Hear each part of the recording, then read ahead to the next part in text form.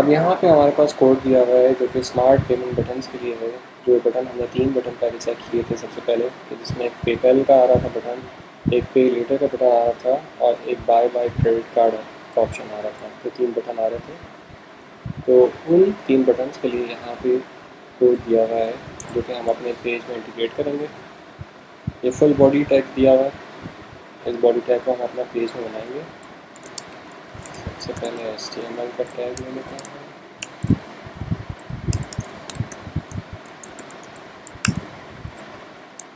Body में हम इसको रिप्लेस कर देंगे।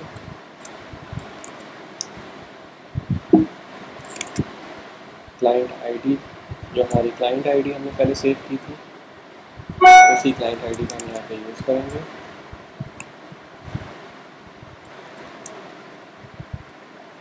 ये एक दफ़ा कंफर्म कर लीजिए कोई स्पेशल कैरेक्टर, कोई स्पेसिंग आपकी यहाँ पे ना आ रही हो, वरना ये फिर बटन आपका सही तरह से काम नहीं करेगा।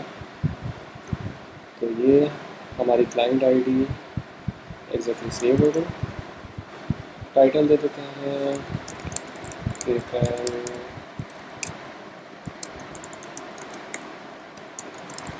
Button testing.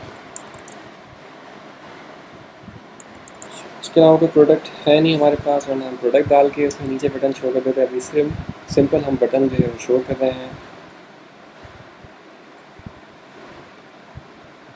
फाइल को अपलोड करते हैं, देखते हैं बटन की इंटीग्रेशन हमारी यहाँ पर हुई।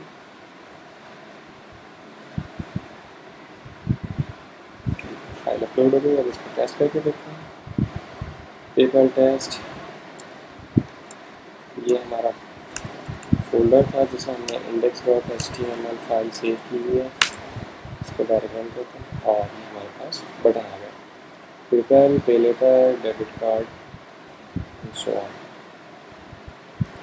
तो इस तरह से हमारे पास पेपैल की इंटीग्रेशन कंप्लीट हुई।